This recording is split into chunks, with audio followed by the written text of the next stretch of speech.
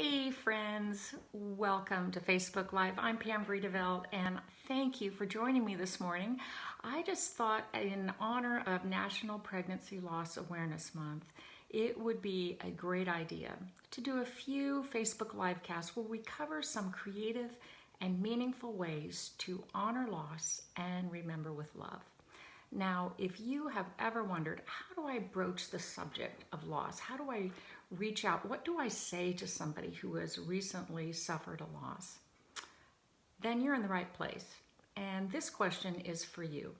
I received this question via email from Patty, and she says, "Hey Pam, I love your writings and your heart for service." Thank you, Patty.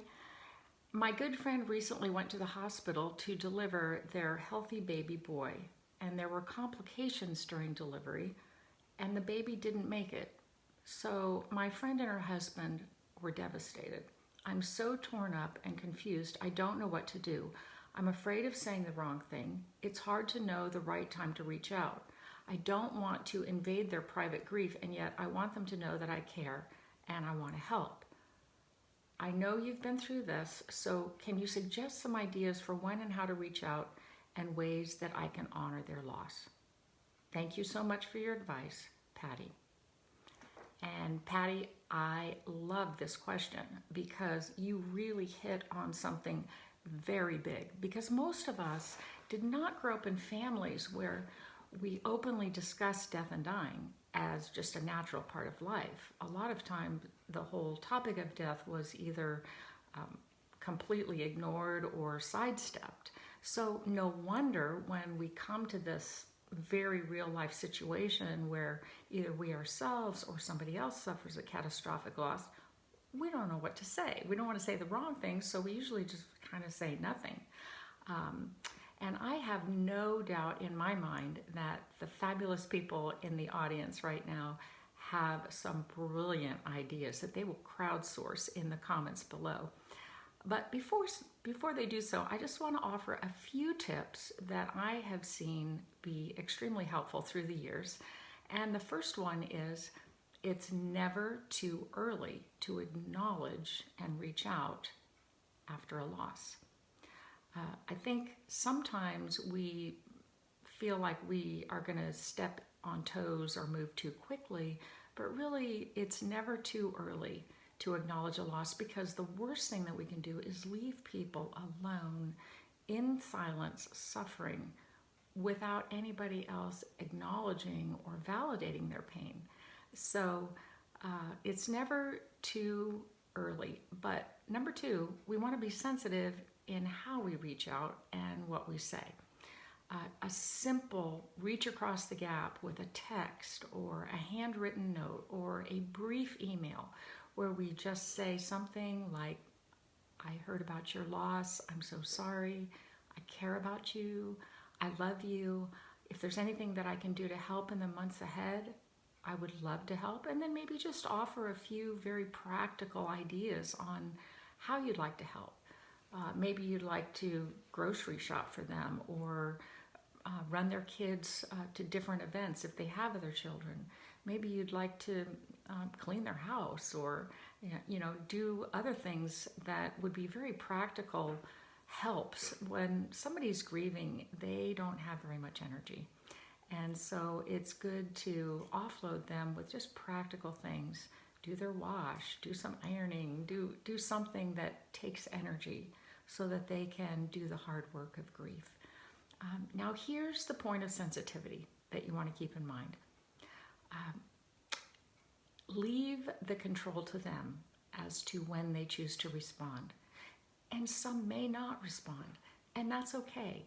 At least you know that you have given them an opportunity to respond and use your help. But everybody has their own timetable in grief, and we want to be sensitive to that and let them kind of take charge of when and if they respond.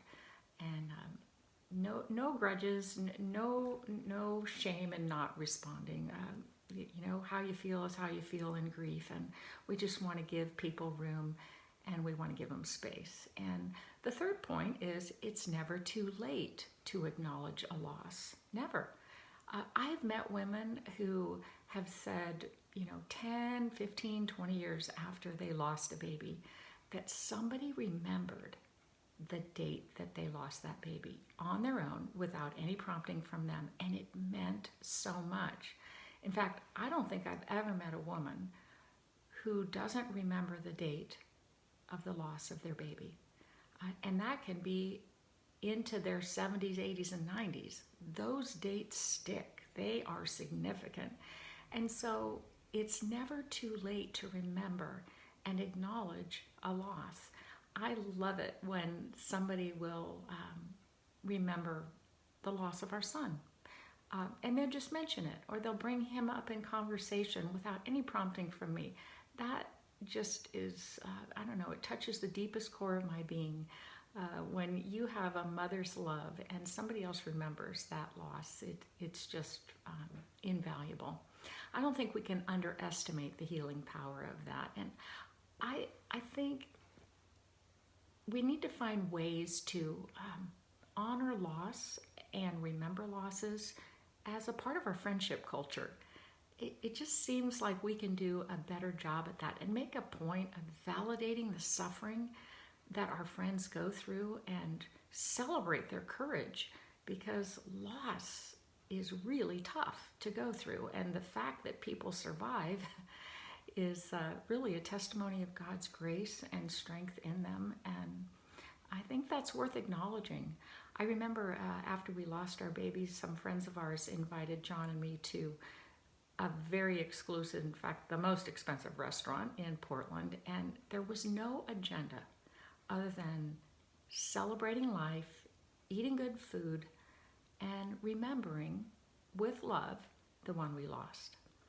So there you have it. There's 3 simple ideas on how we can respond and reach out to someone who has lost a baby. And now I would love to hear from you. I'd like to hear, what are your creative and meaningful ways that you've found to broach the subject and reach out to somebody who has recently lost a baby? Kathleen, thank you. So good to hear from you and see you. I would love for you to share your ideas below. The best answers to these questions always come in the comment section below from those that are tuning in the audience. So go there now and share your answer. What are some creative and meaningful ways that we can reach across the gap and acknowledge somebody's loss and remember with love? And for those of you who would like more ideas on how to deal with loss, how to work through grief, head on over to my Facebook page, pamvredevelt.com, and be sure to subscribe to my email list, because you'll get an instant access to a starter copy of the Empty Arms Journal, which is my latest book, and it is based on brain science and the Bible and gives you a slew of practical exercises to release your grief feelings and heal your heart and restore your joy. There's just a wealth of brain science on this topic, and there are very specific ways that we can promote healing and cooperate with God in the healing process and prevent getting stuck in complicated and prolonged suffering. And I really want that for you. So you'll also get some exclusive content and personal updates from me that I don't share anywhere else if you sign up for my email list. And I just want to thank you for tuning in and for caring enough to consider that whole topic of how do we honor those who have loved and lost? How do we honor their babies? How do we remember with love? Next time we're going to talk a little bit about what are some special ways that we can honor our loss on the baby's due date or on the date that the baby passed. So thanks for tuning in and joining me. And until the next time, remember to look for the good in yourself and in others and live in the grace of the day. You take good care.